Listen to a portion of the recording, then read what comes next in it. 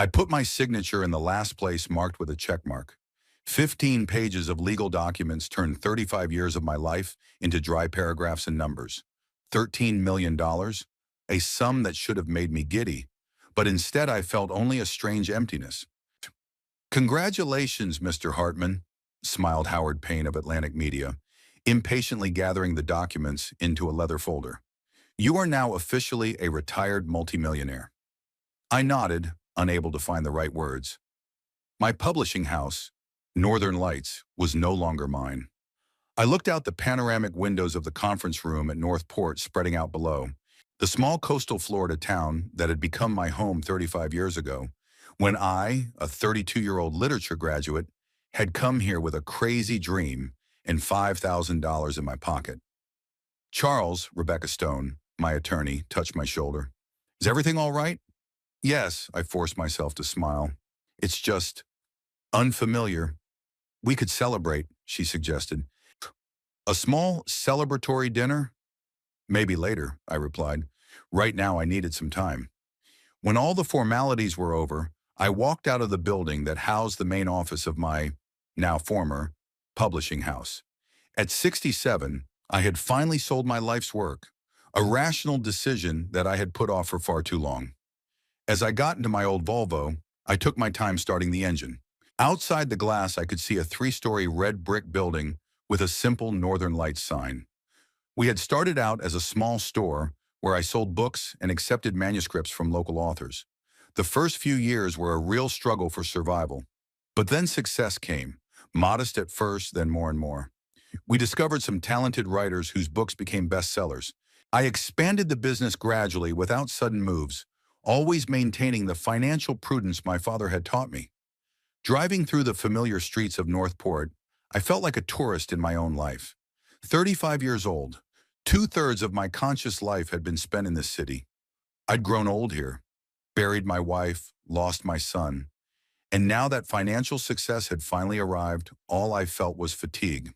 My home was on the edge of town, a 2-story colonial-style building with a spacious veranda and a view of the bay.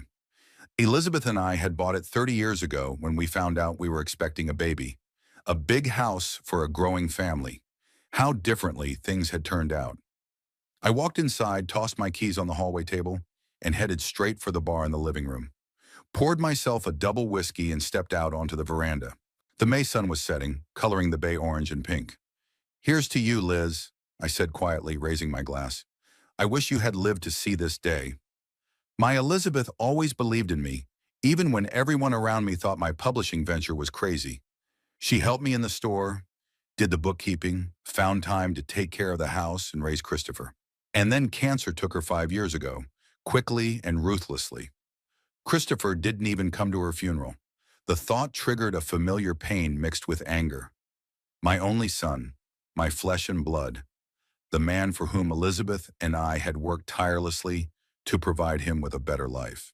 He hadn't taken the time to say goodbye to his mother, who loved him unconditionally, despite all his antics and mistakes. Our last fight was when he was 22.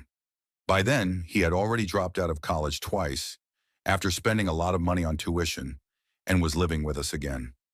Elizabeth worried, but continued to defend him, assuring me that he was just looking for himself. I put up with it for months.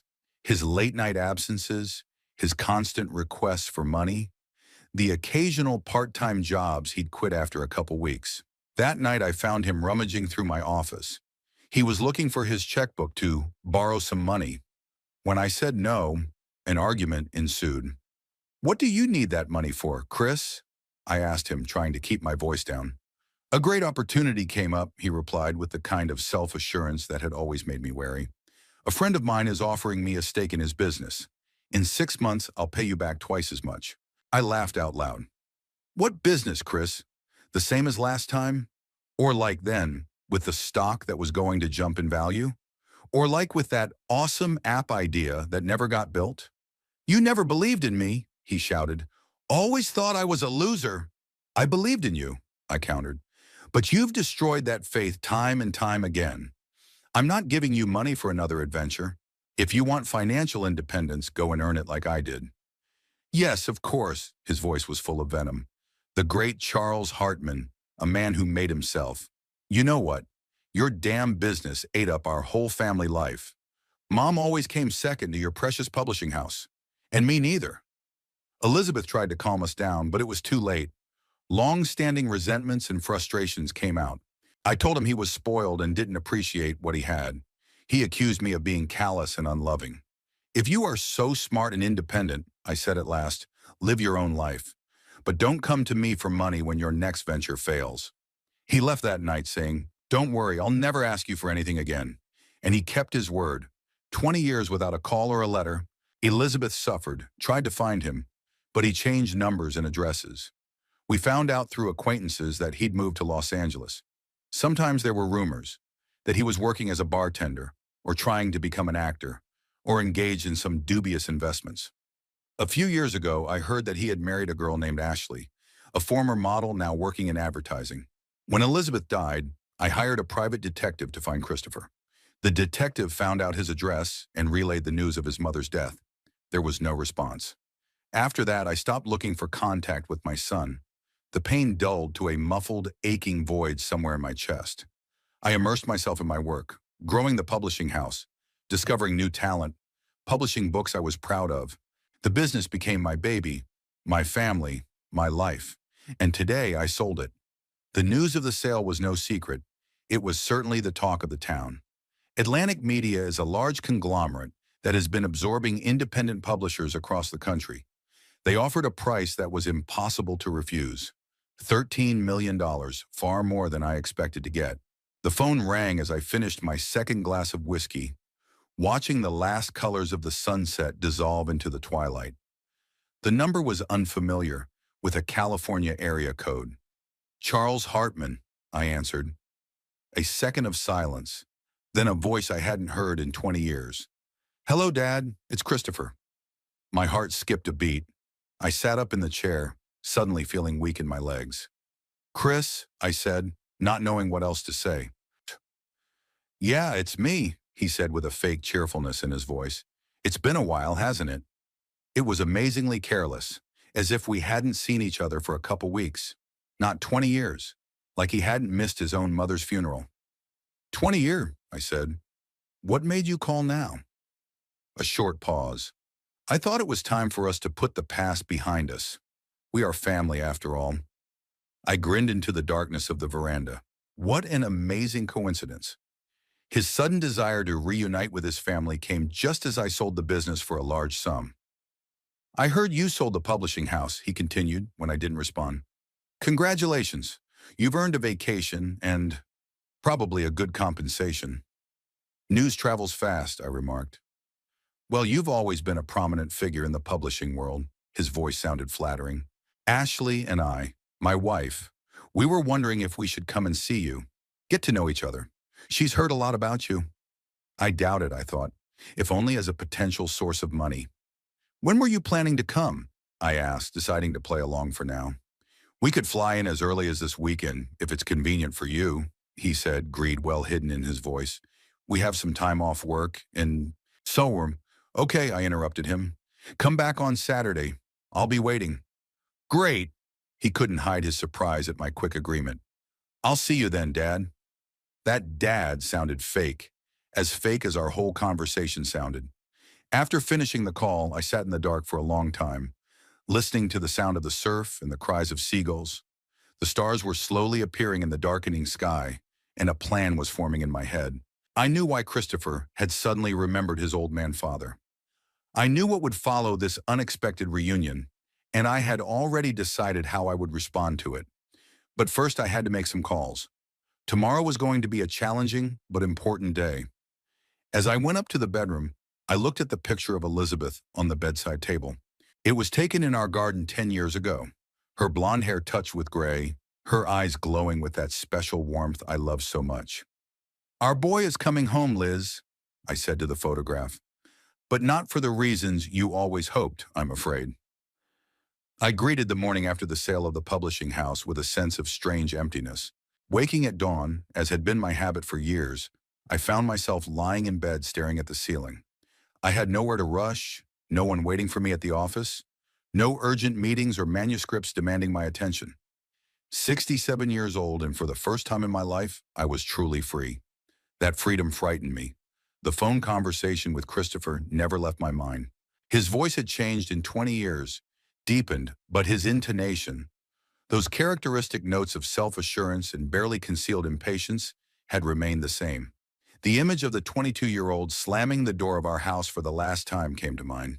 He was now 42. My son had long since become a grown man, a stranger with whom we were connected only by genes and bitter memories.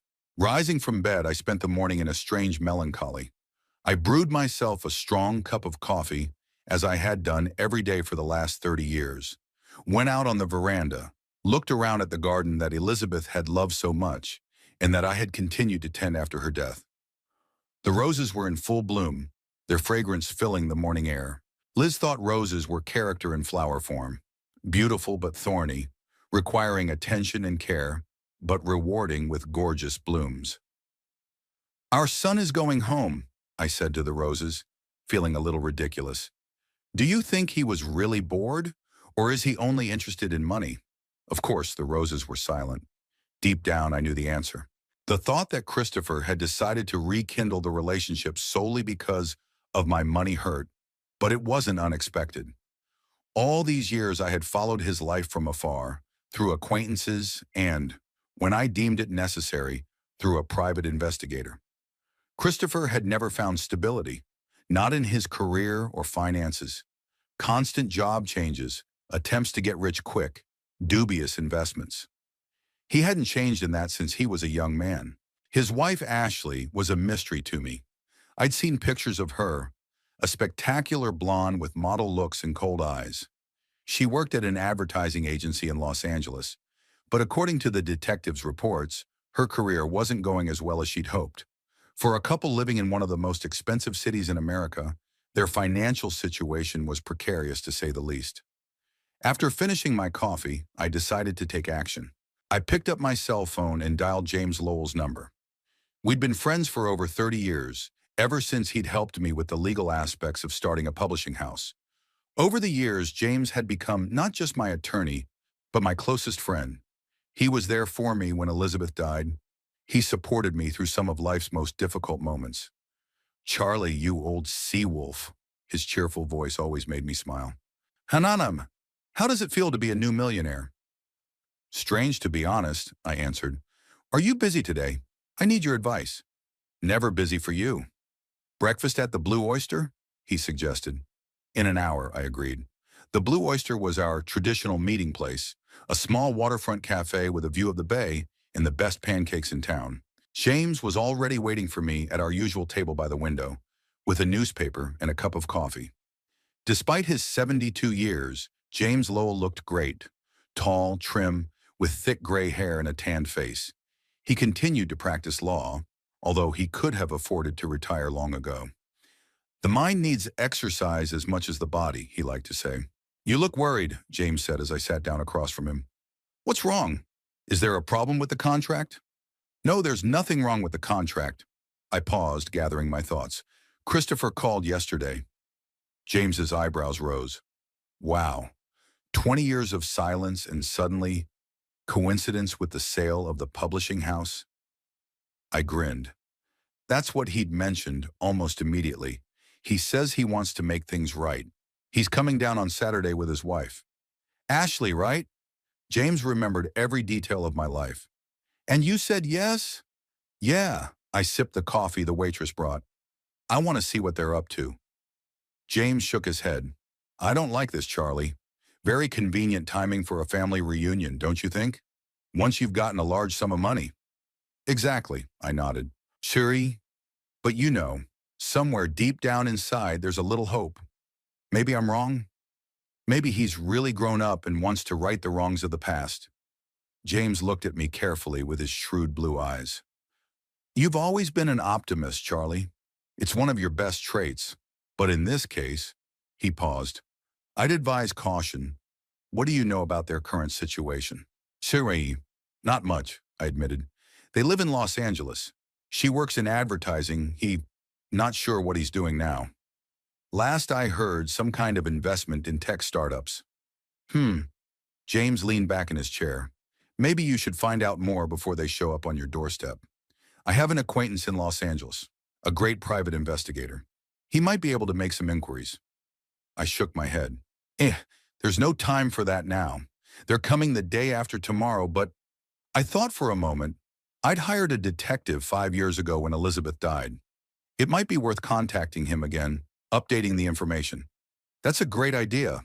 James leaned closer. Look, Charlie, I know you're hoping for a reconciliation, but be prepared for the fact that they're only interested in money. I've seen it 100 times. Relatives suddenly showing up when the smell of inheritance wafts. His words hit a sore spot. I didn't want to believe my son had fallen so low, but all the facts pointed that way. What do you suggest? I asked. Put them to the test, James answered without hesitation. Find out their true motives. If they're sincere in their desire to restore the family ties, fine. If they're not, he paused, then you'll know exactly what you're dealing with. After breakfast, I went straight to Detective Michael Ross's office.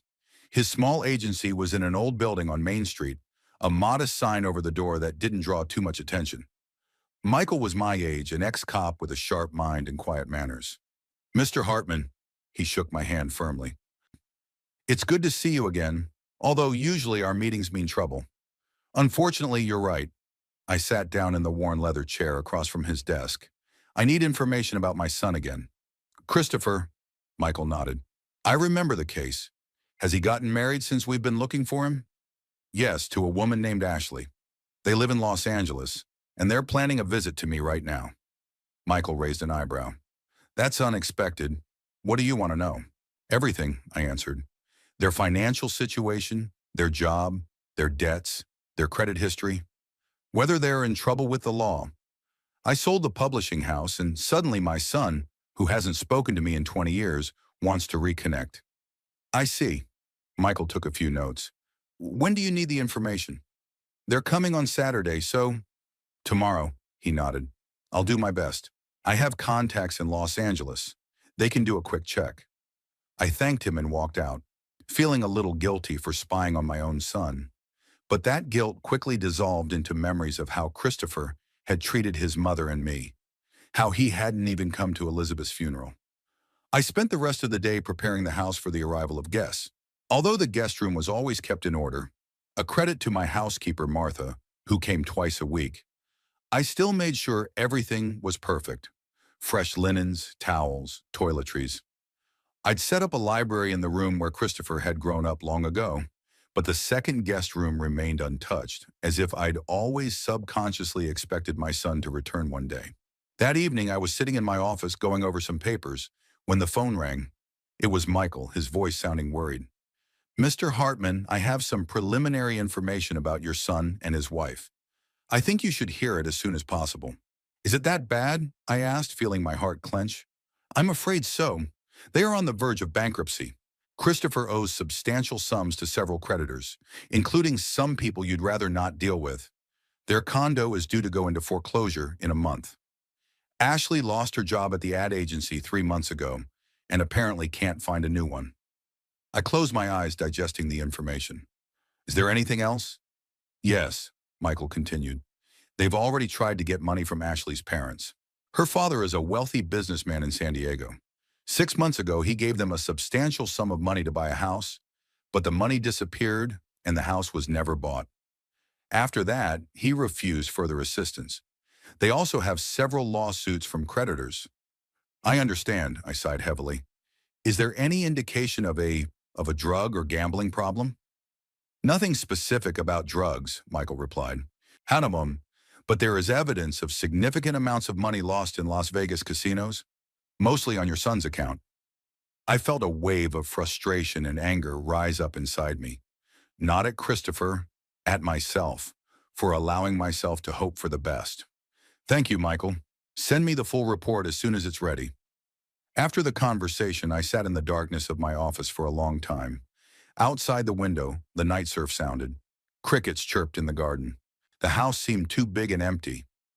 I thought of Elizabeth, how she was always defending Christopher, finding excuses for his actions. He's just looking for himself.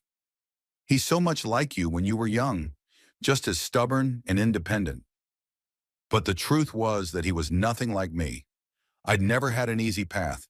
I'd been working since I was 16, paying for my education, building a business from scratch. Christopher was always looking for shortcuts, easy money, quick success. I poured myself a whiskey and walked over to the bookshelves of family photo albums. I opened one of them. Christopher at 5 years old on the beach, building a sandcastle. His blonde hair fluttered in the wind, his face focused on an important childhood task. The other photo is his first day of school, in his new uniform, with his backpack over his shoulders. A proud smile, dimples on his cheeks, just like Elizabeth's. When did it all go wrong? Where did Liz and I go wrong in our parenting? Or was it in him some innate character trait we couldn't fix? A phone call interrupted my musings. This time it was James. "Did you talk to Ross?" he asked without preamble. "Yes," I answered. "It's just as you suspected. They're up to their eyeballs in debt, on the verge of eviction. It looks like they've already cleaned out Ashley's parents, and now it's my turn." "I'm sorry, Charlie." James sounded genuinely sympathetic. "What are you going to do?" I took a sip of whiskey, feeling the bitterness of the drink echoing in my soul. "I'm going to give them a test like you suggested. See how low they're willing to go. And then," I paused, gathering my thoughts, "then I can make a final decision." "What kind of test?" James asked. "I'll pretend not to know their true intentions. I'll let them think I'm a naive old man who's easily fooled. I'll see how fast the conversation goes on about money and what stories they'll make up to get it. And then? And then I'll show them that I know all about their financial problems and true motives," I replied. "I want to see their reaction when the masks are ripped off." "That sounds harsh," James said, "but fair. Are you sure you're ready for this?" Was I? To expose my own son? To see him humiliated? To hurt him, even if it was deserved? "No, I'm not sure," I answered honestly. "But I have to do it. For my own sake. For Elizabeth's memory. For the boy in the pictures who had once been my son and whom I seemed to have lost forever." After talking to James, I made a plan of action. First, I called the bank and made an appointment with my financial advisor for the next day. Then I contacted the lawyer handling my will. I wanted to be fully prepared for Christopher and Ashley's arrival, armed not only with information about their situation, but also with a clear understanding of my own financial and legal options. As I went to bed, I looked at Elizabeth's picture again. "I'm sorry, Liz," I whispered. "I know you wish I could just forgive him and help him. But sometimes the brutal truth is the only way to truly help a person." I turned off the light and lay in the dark for a long time, listening to the sound of the sea outside the window and preparing myself for what promised to be one of the most difficult tests of my life. Saturday came all too quickly. I spent the entire morning putting the finishing touches on the house, although, to be honest, it was more of an attempt to distract myself from thoughts of the upcoming meeting. Martha, my housekeeper, washed the windows, polished the silver, and prepared my favorite dishes for dinner: baked trout with herbs and potato gratin. She was aware of Christopher's visit and tried not to show her concern, but I could see the tension in her movements, the way she glanced at me every now and then, as if checking to see if I were all right. "Ikram, Mr. Hartman," she said when she had finished making the arrangements. "I'll be on the phone if you need me." "Thank you, Martha." I nodded gratefully. "But I think we can manage." "Sure." She paused at the door. "Just be careful." Martha had worked for Elizabeth and me for almost 20 years and remembered Christopher well. She knew about our fight, had seen how much Liz had suffered because of his departure, and obviously shared my suspicions about his sudden return. After she left, I opened a bottle of good red wine to let it breathe for dinner and went out into the garden. The day was clear and warm, typical of a Florida May. I was pruning some roses for a vase in the living room when I heard the sound of a car pulling up. The cab stopped at the gate and I saw them, Christopher and Ashley, getting out with their suitcases. My son had changed, but remained recognizable. The same blonde hair, though shorter cut, the same tall figure and angular movements. Wrinkles around his eyes and mouth gave away his age. 42, no longer a boy. He was dressed in an expensive-looking linen suit that looked a little wrinkled from the flight. Ashley matched the pictures I'd seen of her. A tall, slender blonde with professional makeup and cool blue eyes. Her white dress and high-heeled shoes looked expensive, as did the gold jewelry around her neck and wrists. I thought about what I learned from the detective. They could barely pay the rent, but they continued to maintain the image of a successful couple. Dad! Christopher smiled widely when he saw me. He dropped his suitcases and quickly covered the distance between us. We finally met. He hugged me, and I automatically responded to the hug, feeling strangely estranged. This man was my son, but in 20 years he had become almost a stranger. Christopher, I said, pulling away. Welcome home. And this is Ashley, my wife. He took a step back, letting her step forward. Ashley approached with a rehearsed smile and the ease of a photo model. Mr. Hartman, she extended her hand. It's so nice to finally meet you. Chris has told me so much about you. I shook her hand, noting the perfect manicure and the cool touch of her fingers. Please call me Charles, I said, suppressing the urge to ask what exactly Chris had told me about me over the years. Come into the house. You must be tired after the flight. I helped them with their suitcases, noting to myself that it was a lot of luggage for a weekend. I showed them to the guest room where they were to stay. Make yourselves comfortable, I said. The bathroom's that way, I pointed to the door. When you're ready, come downstairs. I'll be in the living room. Leaving them to unpack, I went downstairs, poured myself a whiskey, and sat in a chair, trying to calm my nerves. The meeting had gone much more smoothly than I'd expected, but my first impression only confirmed my suspicions. Their smiles didn't reach their eyes. Their interest seemed feigned. They were here for the money. That much was obvious. Christopher and Ashley came down 20 minutes later, having changed into more comfortable clothes. My son slumped casually on the couch as if he'd never left this house, while Ashley looked around the living room with curiosity. You have a beautiful home, Charles, she said, stopping to look at the collection of antique books on the shelf. So cozy and tastefully furnished. Thank you, I replied. Much of the credit goes to Elizabeth. She always had excellent taste. At the mention of his mother, Christopher lowered his eyes. Perhaps it was the first sincere gesture since they'd arrived. Yeah, I'm really sorry I couldn't make it to the funeral, Dad, he said quietly. I was in Europe at the time, and I found out too late. A lie. The detective had determined that Christopher had gotten the news a week before the funeral and was in Los Angeles at the time, but I didn't expose him. Not yet. That was 5 years ago, I said in an even voice. I wish you could have said goodbye to your mother. She always believed you'd come back. An awkward silence hung in the air. Ashley quickly interjected. Chris has told me so much about your family, about how you built a publishing house from the ground up. It's so inspiring. Yeah, I nodded, watching them. It's been a long road, 35 years of hard work. And now you can finally rest. Christopher picked up on the theme. I hear the sale went well. 13 million is an impressive sum. So fast. I almost admired their impatience. They didn't even spend an hour pretending. Yes, it was a fair price, I replied discreetly. But let's not talk business at once. Tell me about yourself. What do you do in Los Angeles? Christopher and Ashley exchanged quick glances. Shukshoit. Well, I have my own consulting firm, Christopher began with the swagger I remembered from his youth. We work with technology startups, helping them attract investment and optimize their business processes. It's a bit of a tough market right now, but we have some promising clients. Another lie. According to the detective, no consulting firm existed. Christopher's been scraping by on odd jobs for the last 2 years, living mostly on Ashley and her parents' money. And I work in advertising, Ashley said. Creative director at the Golden Coast Agency. We run some big brands.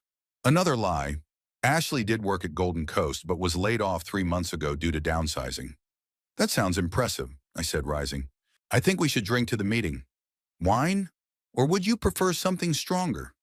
Wine would be fine, Ashley answered quickly. I made my way over to the drinks table, watching them out of the corner of my eye. As soon as I turned away, they exchanged glances and quiet words. Ashley nodded slightly, as if encouraging Christopher. When I returned with the glasses of wine, Christopher had already prepared for the next phase of their plan. You know, Dad, he began, taking a glass. Ashley and I have been thinking a lot lately about family, about roots. There's nothing more important in life, after all, than loved ones. Right, I sat down in the chair across from them. Family's important. That's why I was so surprised by your 20 years of silence. Christopher wrinkled his nose but quickly restored his smile. I was young and stupid, he said with feigned remorse, too proud to admit my mistakes. But now I realize how important family is, especially when, he paused, glancing at Ashley. When Ashley and I are thinking about our own children. I almost choked on my wine.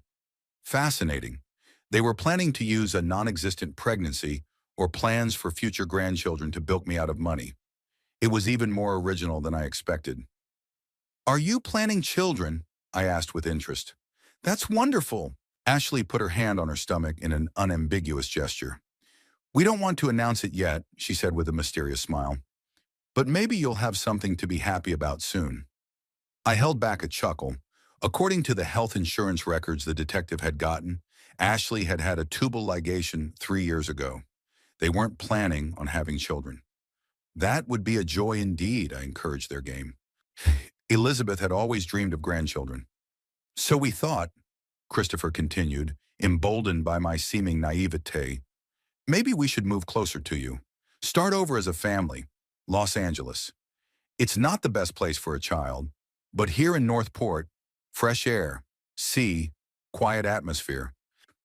And the houses are much more affordable, Ashley added with a practicality that was probably the only sincere note in their presentation. Right, I agreed. Real estate is a lot cheaper here than in Los Angeles. Have you looked at anything in particular yet? Christopher licked his lips, a nervous gesture I remembered from his childhood. Actually, yes, I have. There's a great house near the bay, with 3 bedrooms and a garden. Perfect place for a family. But, he paused dramatically. The market's tough right now. Credit's expensive. So we thought maybe I could help you with a down payment. I finished for him, not wanting to prolong the comedy. Christopher and Ashley's faces brightened at the same time. They looked at each other with such unconcealed greed that it made me almost physically uncomfortable. I want him. We wouldn't ask, Christopher said quickly. If it wasn't important, it's for the baby, for your grandson, and we could get the money back when our business stabilizes. I set my glass down slowly on the table, pondering my next move. Already I could reveal the truth to them, show them I knew about their lies. But something inside me wanted to see how far they were willing to go. How much do you need? So I asked. Again, a quick exchange of glances. The down payment is 20%, Ashley said, going over the numbers with a businesslike tone that made it look like they'd rehearsed this part of the conversation.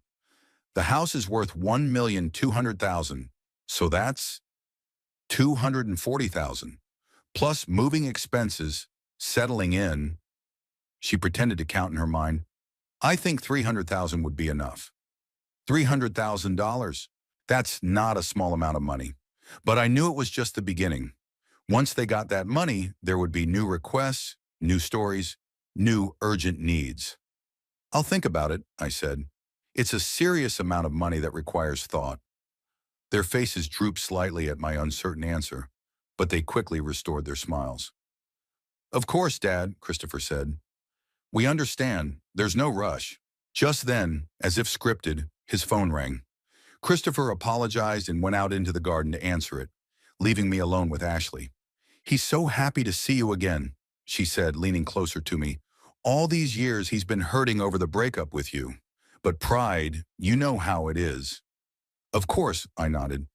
Pride can be a destructive force. And you know, she continued in a more intimate tone, we've really been having financial difficulties lately. The market's unstable. Clients aren't paying on time.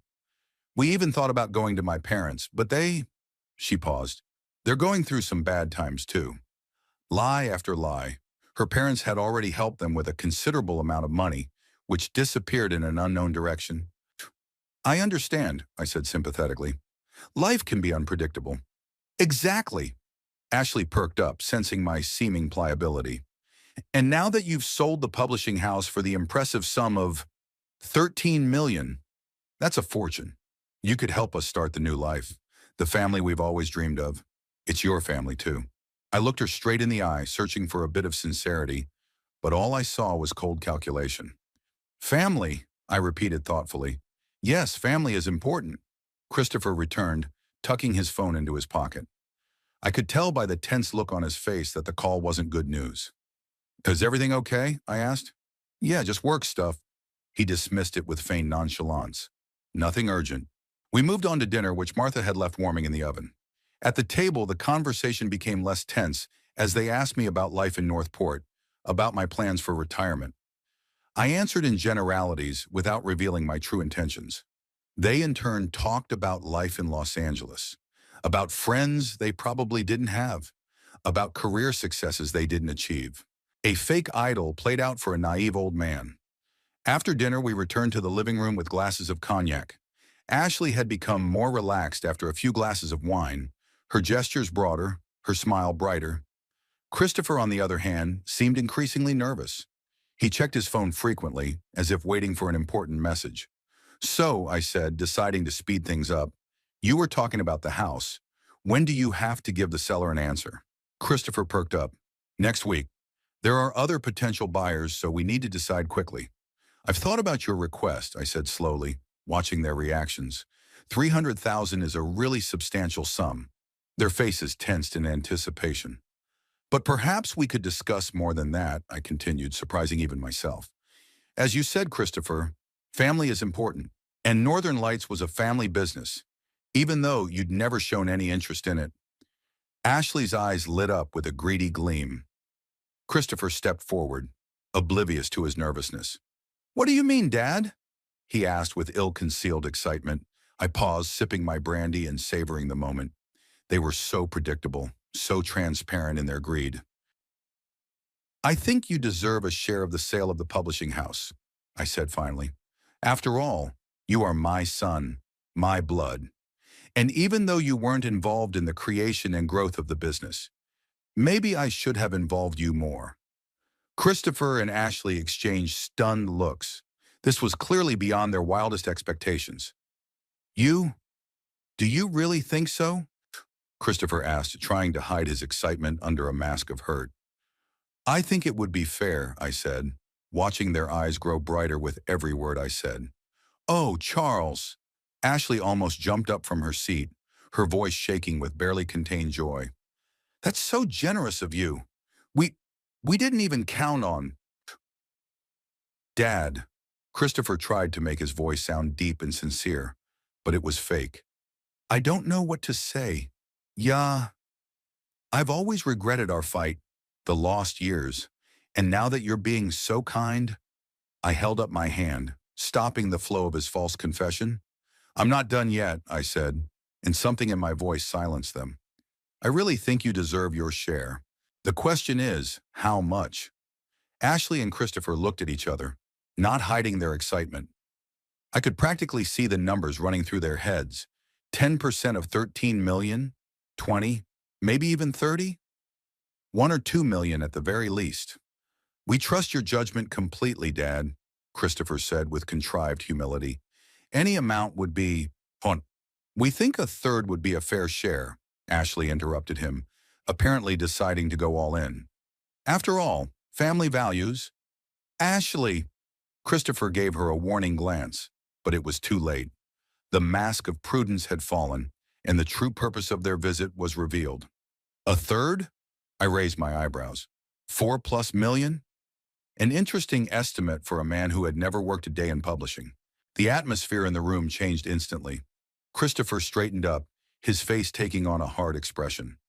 I'm your only son, he said without feigned warmth. Your heir. If it hadn't been for our quarrel, I'd have been working at the publishing house all these years. We're entitled to our share. We're entitled to our share, Ashley chimed in, her face contorted with greed. This is a family business, and Chris is part of that family, regardless of your relationship. They dropped their masks so quickly that I almost marveled at their candor. 20 years without a word, and suddenly they were talking about rights and family values. I looked at both of them, the son I once loved more than life, and this predatory woman pushing him down. I slowly set my glass down on the table and leaned forward, looking them straight in the eye. I know about your bankruptcy, about the debt, about how you cheated on Ashley's parents. I know that there is no pregnancy, and there can't be one after the double ligation. I know that you're both unemployed, that your apartment will be up for sale in a month for non-payment, and that some of Christopher's creditors are not people to be trifled with. Their faces stretched, their smiles disappeared. Ashley turned pale and Christopher began to stammer. I, we, it's not like you. A heavy silence hung in the living room.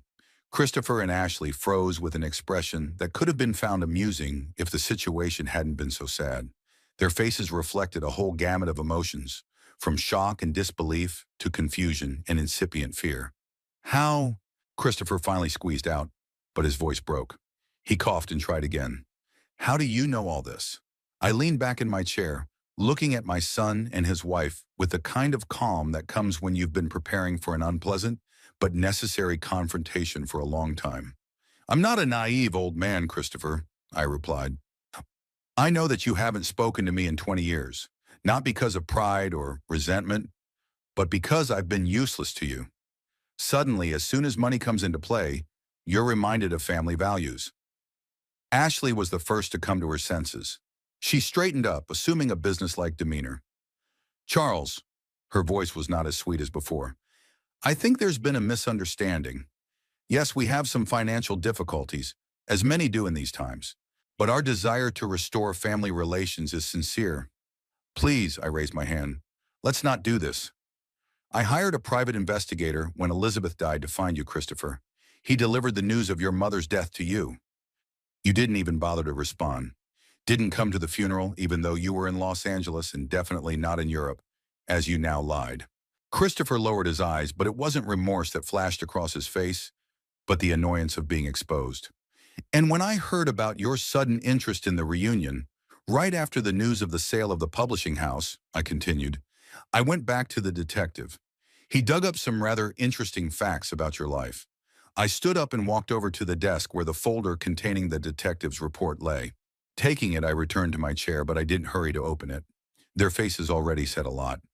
For example, your consulting firm, I made air quotes, doesn't exist. You've been unemployed for over a year, except for the occasional part-time job. And Ashley was fired from the agency 3 months ago.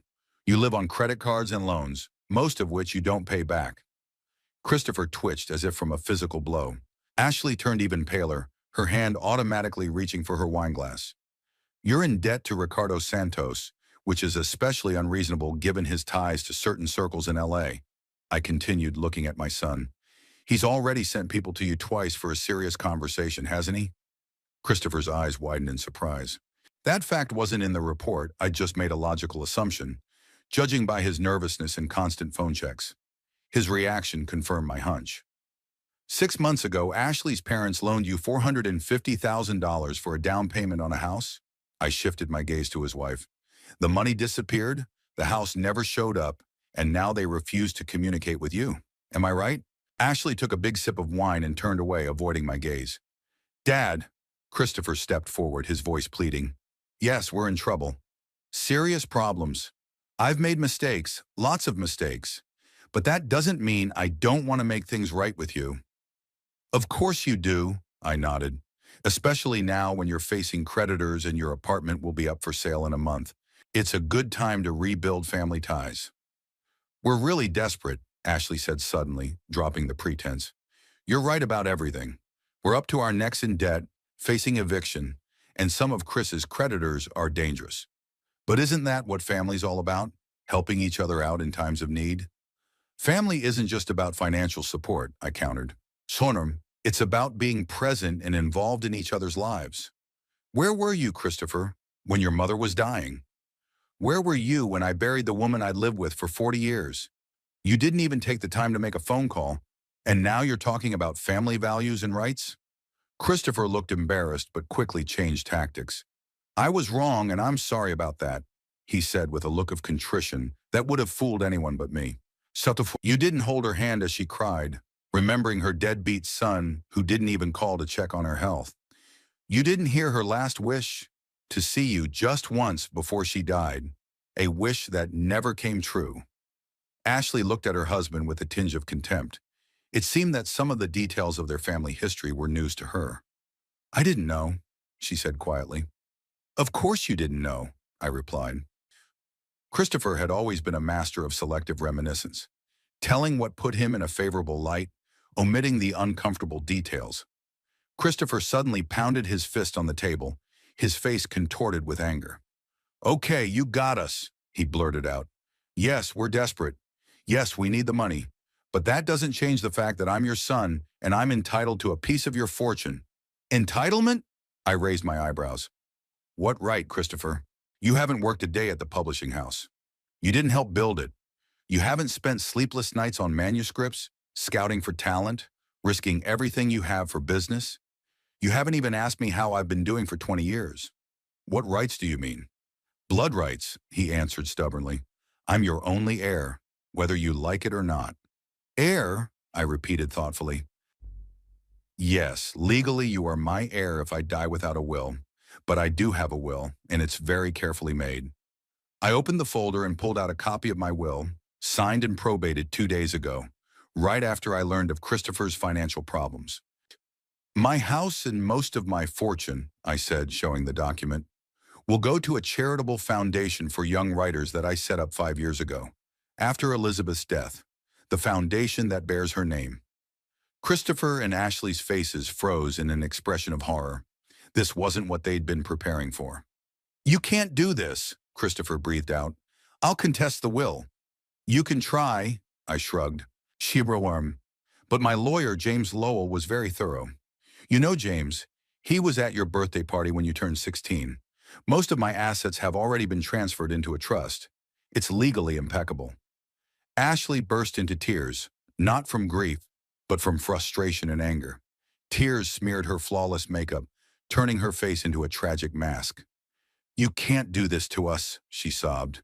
"We have nothing, do you understand? Nothing. Ricardo threatened us if we didn't pay him back by the end of the month." "How much do you owe him?" I asked calmly. 120,000, Christopher answered, avoiding my gaze. "Plus interest." I nodded, pretending to consider the situation. "And the total amount of your debts?" They looked at each other, as if calculating in their minds. "About 600,000, Christopher finally said. "If you count credit cards, bank loans, and personal loans?" "Personal loans." "And what were you planning to do with the money you were hoping to get from me?" I asked. "With that fair 4 million? Christopher shrugged with an unaccustomed honesty. "Pay off my debts, buy a house here in Northport, start a new business maybe." "So it's about the same plan you had with Ashley's parents' money?" I clarified. "The one that disappeared without any results?" Ashley glared at me through her tears. "We weren't going to waste your money," she said. "We had a plan." "A plan like all of Christopher's plans," I interrupted her. "A grandiose plan, promising a mountain of gold and doomed to failure, like all his previous get-rich-quick schemes." "I know my son better than you do, Ashley. He hasn't changed since he was 22. Christopher jumped up, his face contorted with anger. "Stop talking about me as if I weren't here," he shouted. "Yes, I've made mistakes. Yes, I wasn't a perfect son. But you weren't a perfect father either, Charles. You were always too busy with your precious publishing house to pay attention to me, always putting work before family." "I worked to provide you with the education and opportunities I never had," I replied, remaining calm, "so that you could go to the best college that you dropped out of twice, so you could have a roof over your head and food on the table, so that you could afford the little luxuries you took for granted." "Money is not love," Christopher shouted. "No," I agreed. "Kunashon. But it's what you seem to have come here for." That silenced him. He flopped back down on the couch, angry and disappointed. Ashley put her hand on her husband's shoulder in a gesture of support, but her eyes looked at me with cold calculation. She clearly wasn't going to give up so easily. "Charles," she said, trying to make her voice sound reasonable, "I understand your frustration, and perhaps we started off on the wrong note. But the fact remains that we're in a desperate situation. If you don't help us, we're in serious trouble." "And those problems should be mine?" I asked. "Because you chose to live beyond your means, to go into debt you couldn't pay back, and to cheat people who trusted you." "Because we're family," she repeated stubbornly, though there was no warmth in her eyes, only cold calculation. "Don't you feel any responsibility for your only son?" I looked at Christopher, who sat with his head down, avoiding my gaze. My son, flesh of my flesh. The boy Elizabeth and I had loved so much, and who had turned into this stranger. Responsibility, I asked quietly. Yes, I feel responsible, but not for your debts, Christopher, but for not indulging your irresponsible behavior, for not letting you continue to live the way you used to at other people's expense, with no consequences for your decisions. Ashley snorted, not hiding her contempt. What an honorable father, she said wryly, teaching about consequences when his son is in trouble. Perhaps if you'd paid more attention to your upbringing than to your business, Chris wouldn't have grown up the way he did. That attack was designed to hurt me, to make me feel guilty, but I'd long since sorted out my feelings about it. Perhaps, I agreed, Elizabeth and I weren't perfect parents, but we loved him, and we did what we thought was right. Now, I straightened in my chair. Let me clear the air once and for all. I took another document out of the folder, a bank check. Here's a check for $150,000, I said, placing it on the table between us. It's enough to pay off Santos and other urgent debts, but that's all you'll get from me, not a dime more. Christopher and Ashley's eyes widened, staring at the check like it was a lifeline. And that money has a condition, I continued. You only use it to pay off your debts. No new businesses, no houses, no investments. Just the debts. The money will go directly to the creditors, not to your account. My lawyer will see to it. But that's not good enough, Ashley exclaimed. You said it yourself. We have 600,000 debts. 150,000 will solve your most urgent problems, I said. The rest you'll have to deal with on your own. That's my final offer. Take it or leave empty-handed. Christopher stared at the check, clearly torn between disappointment that he'd gotten so little and relief that he'd gotten something. What about the house? Sonny finally asked. Anton, where will we live when we're evicted? That's your problem, I answered. You're adults. Get a job. Get an apartment that you can afford. Live like ordinary people who don't expect inheritance or gifts from rich relatives. Do you want us to live in a shithole? Ashley was indignant. After the lifestyle we're used to. A lifestyle you couldn't afford, I pointed out. A lifestyle that brought you to the brink of bankruptcy. Maybe it was time to reevaluate your habits and expectations. Christopher slowly reached out for the check, but I stopped him. One more condition, I said. After this, we're breaking up. Forever. No more calls, no more visits, no more requests for help. You get this money and disappear from my life, just like you have for the last 20 years. But, Christopher began. This is my ultimatum, I interrupted him. 150,000 in a complete breakup, or nothing, and you take care of your own problems. It's your choice. Ashley and Christopher exchanged glances, silently conferring. I could see the calculations and plans flickering in their eyes. We're in, Christopher finally said, reaching for the check again. Not so fast, I stopped him again. Everything will be formalized. Tomorrow morning we'll meet with my lawyer. He will prepare an agreement that you both will sign. After that, the money will be transferred to your creditors directly, according to the list you provide. You don't trust us? Christopher asked, although the answer was obvious. Not on a dime, I answered honestly. And you know why? Ashley suddenly laughed, a bitter, harsh laugh. Shuttering. You know, Charles, she said, looking at me almost admiringly. You're not the soft old man you seem. You have the same cold blood in you as your son. I held her gaze without blinking. You may be right about that, Ashley. The only difference is that I've turned my hardness toward creation instead of destruction. I stood up, signaling that this conversation was over. Now, if you don't mind, I'd like to rest. It's been a long and, emotional. Your room is ready. Breakfast is at 8. We're meeting with my lawyer at 10. We'll leave tonight, Ashley said sharply, standing up. I'm not going to stay where they don't want us. As you wish, I shrugged. But you should know that if you do, our deal is off. The check is valid only after the agreement is signed tomorrow. They froze, realizing they had no choice. Christopher threw me a look of anger and despair. We'll stay the night, he said through gritted teeth, and we'll sign your papers tomorrow. But after that, I swear you'll never see us again. That's exactly what I want, I nodded. Good night. I walked out of the living room, leaving them alone with their frustration and anger. As I walked up the stairs, I heard Ashley snapping at Christopher, and he snapped back at her. Their voices were getting louder and louder, turning into a real fight. In my bedroom, I sat on the edge of my bed, suddenly feeling the weight of what had happened.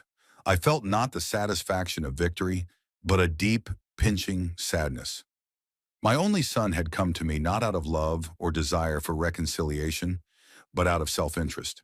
And now I had finally lost him, not because he had left 20 years ago, but because the man I had known and loved no longer existed. I looked at the picture of Elizabeth on the bedside table. "I'm sorry, Liz," I whispered. "I know you wish I could forgive him, that we could be a family again. But I can't. Not like this, not on those terms." Downstairs, the argument continued, their voices quieting and then rekindling with renewed vigor. Ashley blamed Christopher for not being able to convince me, for not being able to get more money. He replied that she'd ruined everything with her greed and intemperance.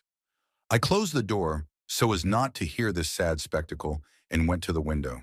The sea was calm, the moon's path silvery on its surface. Somewhere out there, far over the horizon, was another life, a life Christopher could have had if he had made a different choice 20 years ago. But now it was too late for regrets and thinking about what might have been. Tomorrow I would put a stop to this story. I'll give them enough money to save themselves from immediate disaster, but not enough to allow them to continue their irresponsible lifestyle. And I'll let them go forever, with a heavy heart but a clear conscience. I went to bed, but I couldn't sleep. My mind was reeling with bits and pieces of today's conversation. Christopher and Ashley's faces, their greed, their lies, their disappointment. And underneath it all, the pain of finally losing the son I'd once loved more than life. The morning greeted me with a sea breeze and the bright sun streaming through the loose curtains. I lay staring at the ceiling, gathering my strength for the inevitable continuation of yesterday's conflict. The house was silent, broken only by the distant sound of the surf and the cries of seagulls. The hands of the clock showed 7:30. James was supposed to arrive at 10 with the documents prepared. I had contacted him last night and briefed him on the situation. He didn't express surprise, rather a sad realization that his predictions about the motives for my son's visit had proved correct. I got up, showered, and dressed in a strict suit, a kind of armor for the coming battle. It was almost 8 o'clock when I went down to the kitchen. I made coffee and a simple breakfast. Toast, eggs, fruit, enough for everyone, though I had no appetite. At 8:15, Ashley walked into the kitchen. She looked flawless even at this early hour perfect makeup, her hair styled, a silk blouse and tight pants that emphasized her slim figure. Only the circles under her eyes gave away her sleepless night. "Good morning," she said with a strained smile. "Smells delicious."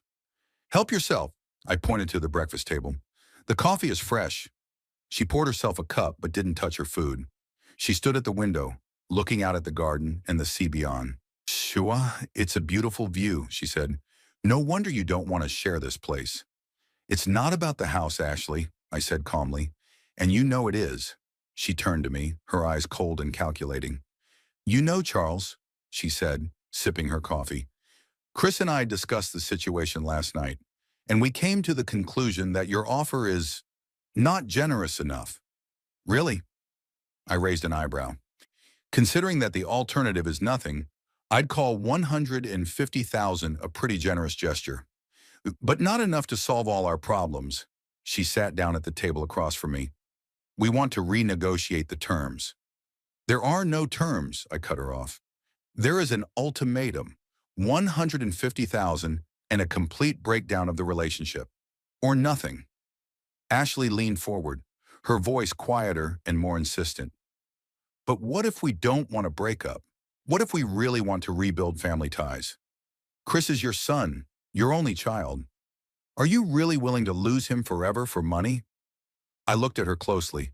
This new approach was trickier than yesterday's, playing on my feelings, on my fear of old age alone. "I lost my son 20 years ago," I answered, "when he chose easy money over honest work, when he left with a slammed door.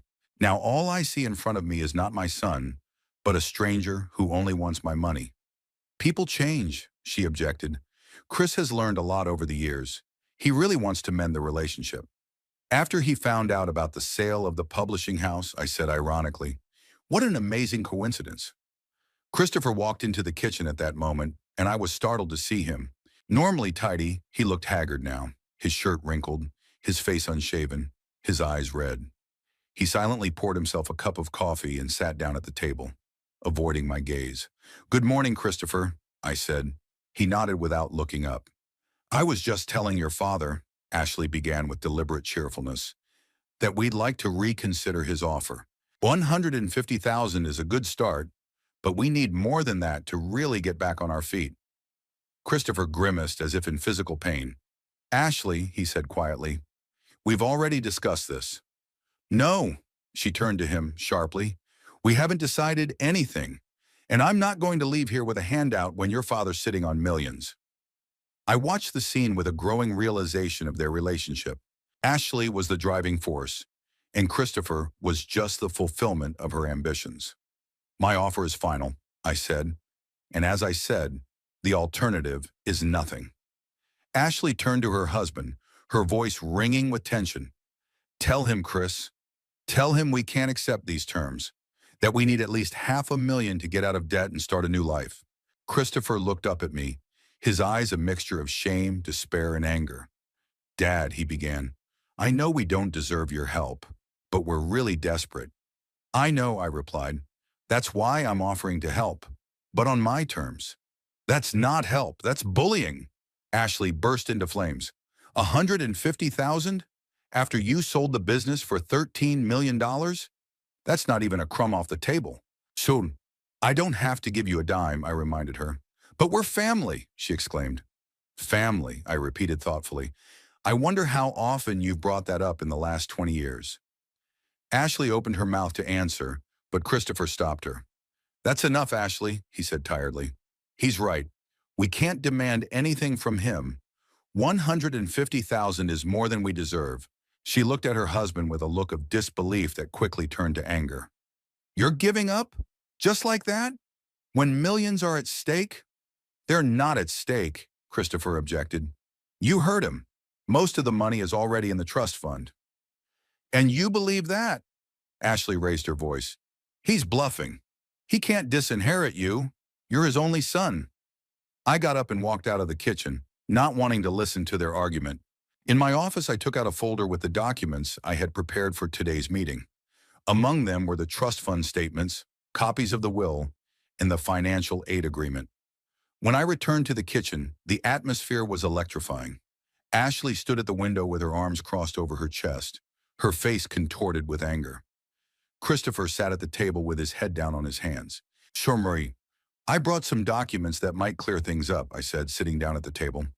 Ashley turned sharply. "What documents? Another ploy to trick us?"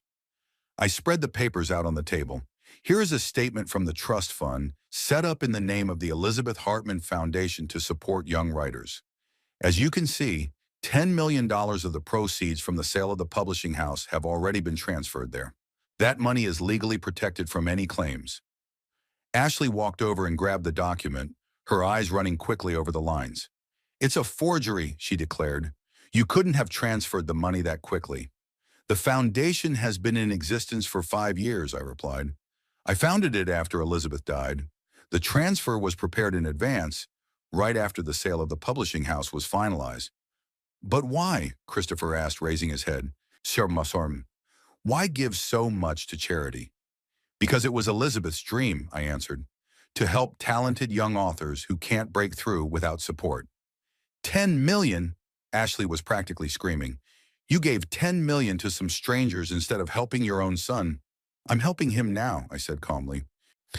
"I'm offering 150,000 to take care of the most urgent problems." "We can challenge that trust fund," Ashley said. "We can prove that you set it up intentionally to deprive the rightful heir of his share." I pulled out another document. "These are expert opinions from 3 independent probate lawyers. They unanimously state that in this case, the chances of contesting my will or trust are virtually nil." "I don't care about your lawyers." Ashley raised her voice to a shout. "We'll get our own lawyers. We'll fight for every dime you're trying to steal from your own son." "Ashley," Christopher tried to calm her down, but she pushed his hand away.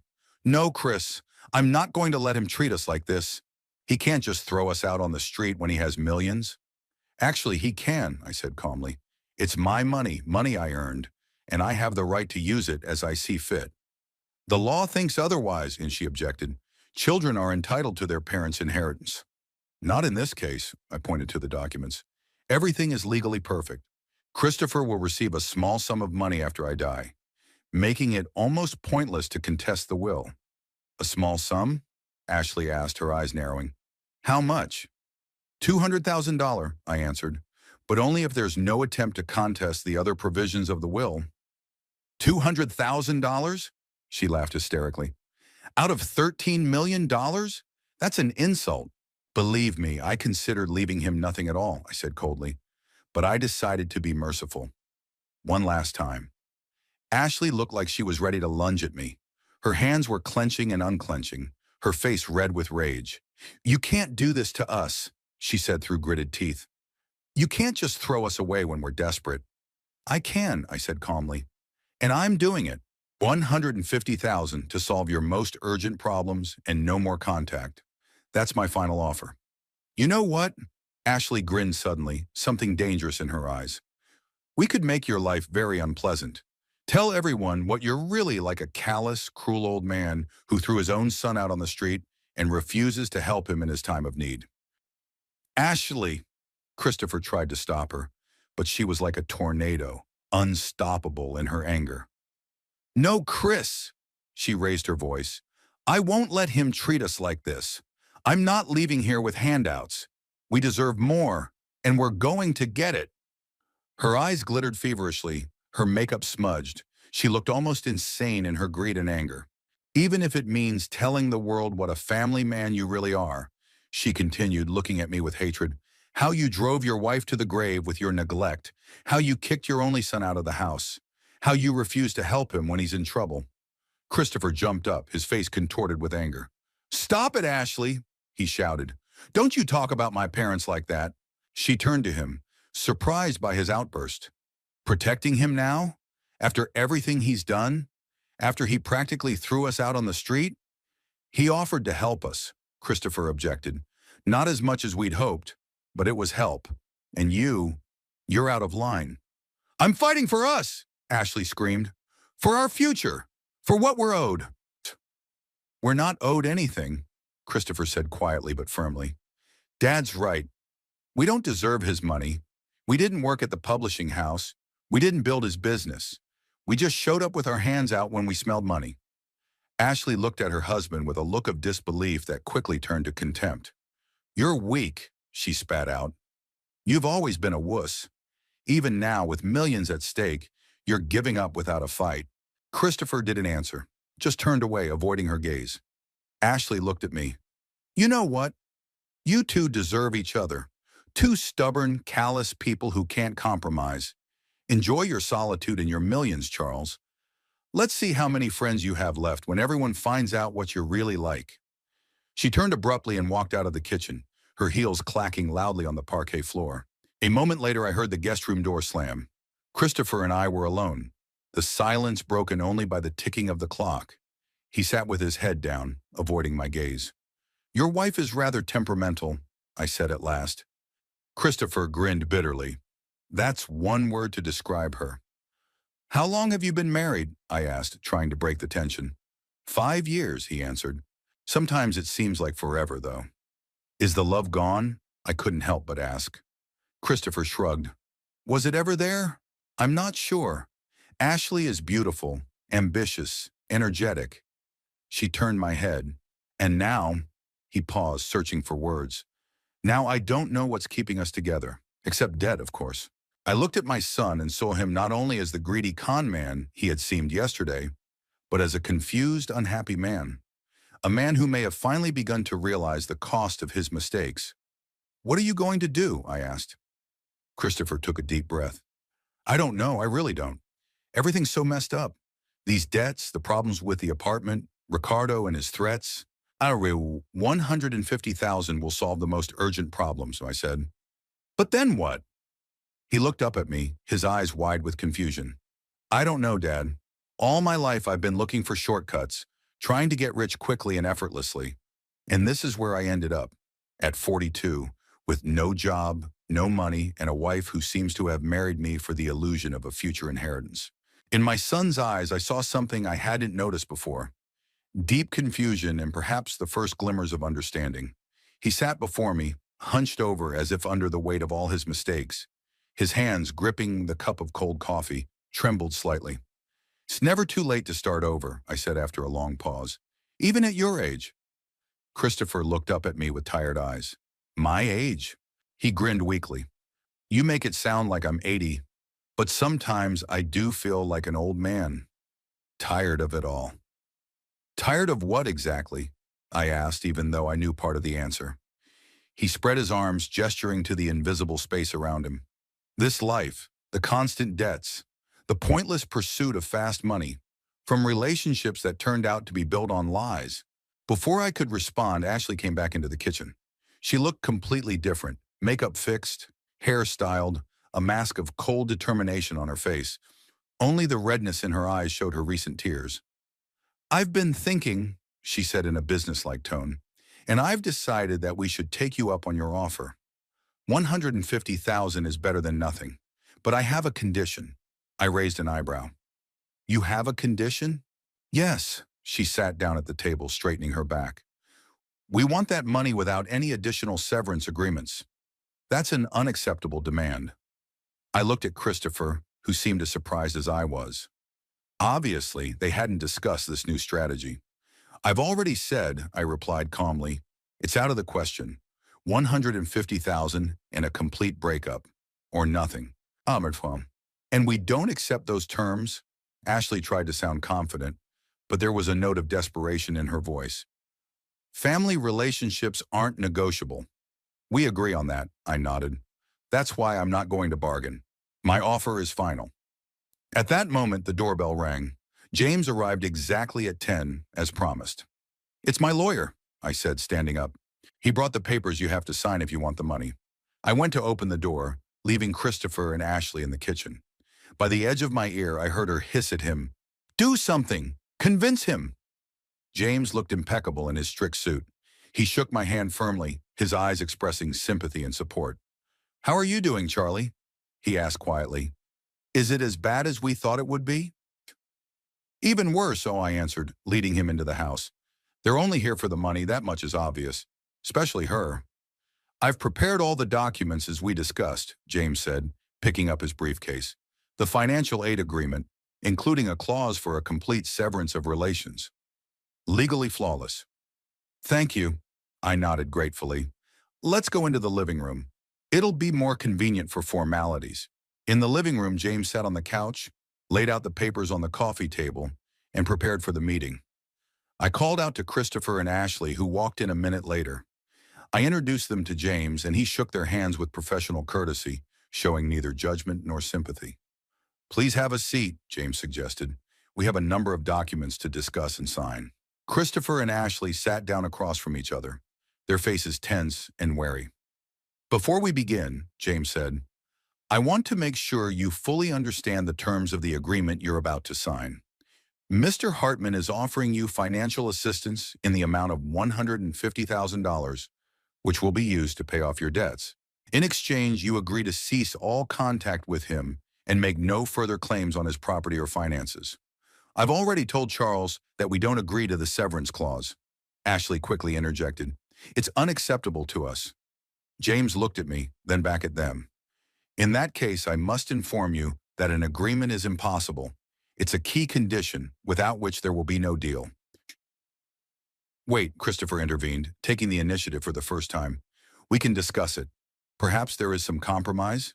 "No compromise," I said firmly. "I've already laid out all the terms." Christopher looked like he wanted to say something, but Ashley beat him to it. "Then we have no business being here," she said, starting to rise. "We're not signing the papers on those terms." "Sucker, Ashley!" Christopher put his hand on her shoulder, holding her back. "Let's at least hear them through." She reluctantly sat back down, crossing her arms over her chest in a protective posture. James continued as if there were no objections. "In addition, I've prepared several documents that clarify the legal status of Mr. Hartman's estate. First, a statement from Elizabeth Hartman's trust fund, where $10 million has already been transferred. This fund is legally protected from any claims. Second, a copy of Mr. Hartman's will, which states that Christopher Hartman will receive $200,000 upon his father's death, provided there is no attempt to contest the rest of the will. And how will the rest of the money be distributed? Ashley asked, not hiding her interest. The remaining $3 million? I glanced at James and he nodded, signaling that it was time to announce my decision. I straightened up in my chair and looked directly at Christopher and Ashley. I've decided what I'm going to do with the money from the sale of the Northern Lights, I began. $10 million, as you already know, has been transferred to the Elizabeth Hartman Foundation to support young writers. It was your mother's dream, Christopher, to help talented authors who don't have the means to publish their work. I paused, watching their reactions. Christopher was staring at the floor, Ashley at me, her eyes cold and calculating. Of the remaining $3 million, I continued, $1 million will go toward the travel and hobbies I've been saving all my life for my job. Elizabeth had always dreamed that one day we would travel the world, see the places we'd read about in books. I wasn't able to fulfill that dream with her, but I will do so in her memory. Ashley tapped her fingers impatiently on the armrest, clearly waiting for information on what they would receive. Another $1 million will be invested in various projects that I think are promising, mostly in education and culture. And the last $1 million will remain as a financial cushion in case of unforeseen circumstances, such as health problems. What about us? Ashley couldn't take it anymore. What do we get? I looked her straight in the eye. You, $150,000 to take care of your most urgent needs. Not a dime more. That's not fair, she exclaimed. You're giving all that money to some strangers instead of helping your own family. I am helping you, I replied calmly. But I won't let you waste my money the way you wasted Ashley's parents' money. $150,000 will solve your most pressing problems. The rest is your responsibility. Christopher looked up, his eyes a strange mixture of emotions, rage, shame, maybe even relief. And that's your final decision? He asked. Yes, I answered firmly. You can sign the agreement and get help, or you can walk away with nothing. It's up to you. Ashley jumped up, her face contorted with rage. You can't do this to us, she shouted, turning to me.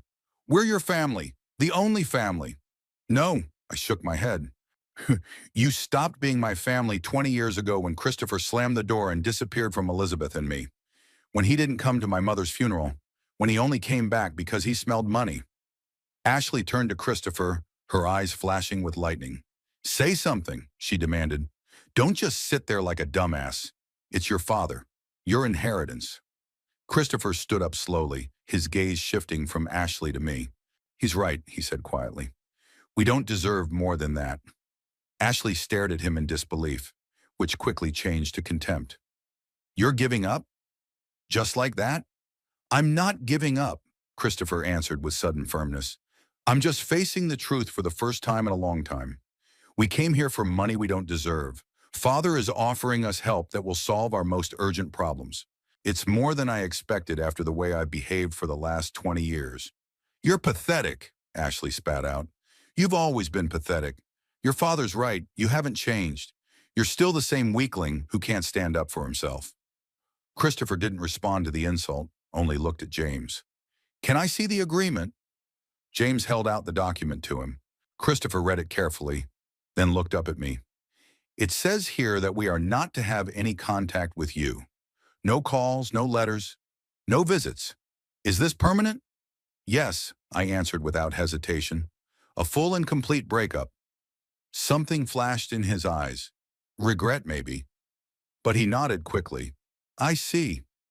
Ashley snatched the document from his hands and quickly ran her eyes over it. This is absurd, she exclaimed. We can't sign something like this. It's inhuman. You don't have to sign, James said calmly. It's your right to refuse. Ashley tossed the papers on the table. Fine. We refuse. We'll fight for our rights in other ways. Ashley, Christopher put his hand on her shoulder. Let's think about this. This money will solve the Ricardo problem. That's the most important thing right now. And then what? Neri, she asked, turning to him. We'll still be without a house, without money, without prospects. We'll find a way out, he said, and there was a confidence in his voice that I hadn't noticed before. I'll get a job, a real job. We'll start living within our means. Ashley laughed, a bitter, angry laugh. A job? You? Don't make me laugh. When was the last time you stayed in one place for more than 3 months? You're good at nothing but coming up with another ingenious scheme that never works. Christopher shuddered as if struck by a blow, but he didn't back down. Maybe it's time to change that, he said quietly but firmly. It's time to grow up and take responsibility. It was 20 years ago, Ashley said. It's too late now. It's never too late, I interjected, surprised at myself. I'd started my business from scratch at 32, when a lot of people thought they were already established in their careers. And I made it a success. Ashley turned to me, her eyes narrowing. Oh, how touching. A father giving his son wise counsel after practically throwing him out on the street. Don't be a hypocrite, Charles. You don't believe in Chris any more than I do. Otherwise, you'd give him a chance. I'm giving him a chance, I replied. A chance to get back on his feet, solve his most urgent problems, and start a new life. Without me. Without you, she repeated with a venomous grin. Exactly. You just want to get rid of us, of your responsibility. My responsibility to Christopher ended when he turned 21, I replied. All I'm doing now is a goodwill gesture, nothing more.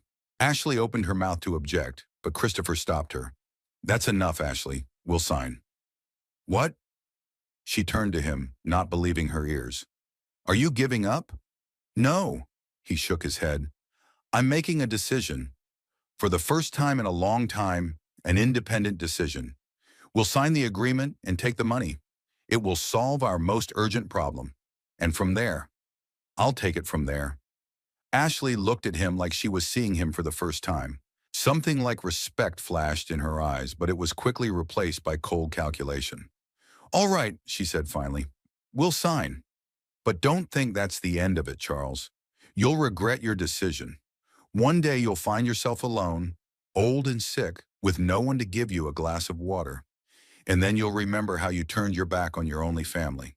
Her words were meant to hurt, but I smiled. I'm not afraid of being alone, Ashley. I have friends who mean more to me than some blood relatives. And I don't need a family based on greed and manipulation. James held out a pen to them, and Christopher signed the document without hesitation. Ashley hesitated for a few seconds, then, with visible disgust, signed it too. So, that's it, James said, taking the papers. I'll make sure the money is transferred to the creditors according to the list you provide.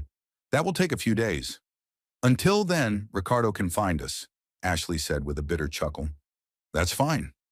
I'll contact Mr. Santos myself, James said. I'll explain the situation and guarantee payment in the next few days. That's usually enough to put people like that at ease. Ashley looked surprised, but quickly pulled herself together. That's very generous of you, she said sarcastically. What now? Should we leave the house immediately? You can stay until tomorrow if you like, I said, or you can leave tonight. It's up to you.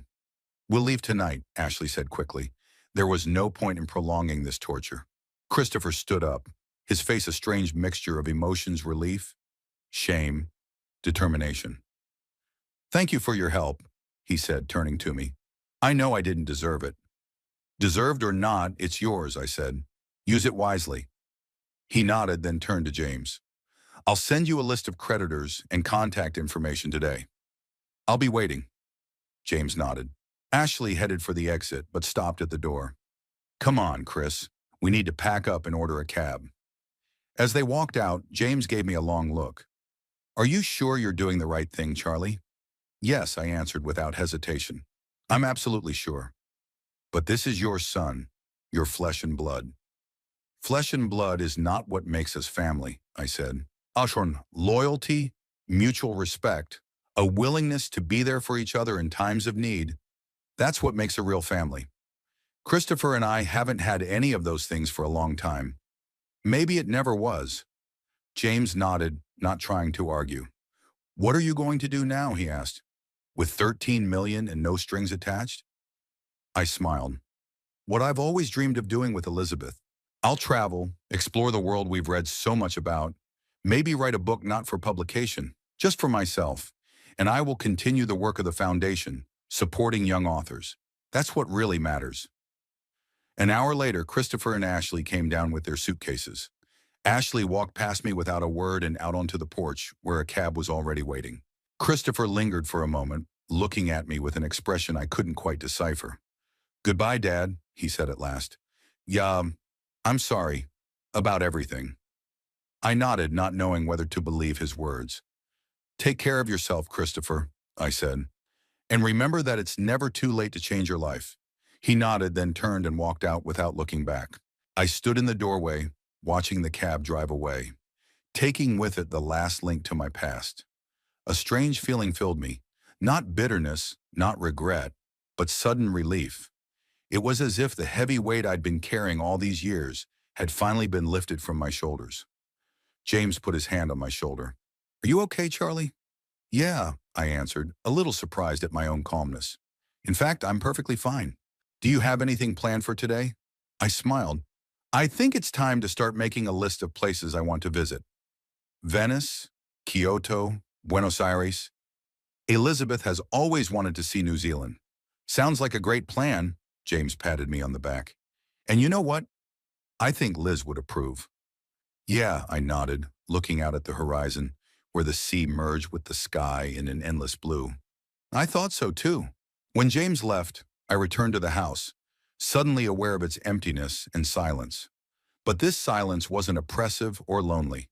It felt promising, the promise of new beginnings, new opportunities, a new chapter in my life. I went up to my office, pulled out a blank sheet of paper and wrote at the top, "Places you and I will see, Liz."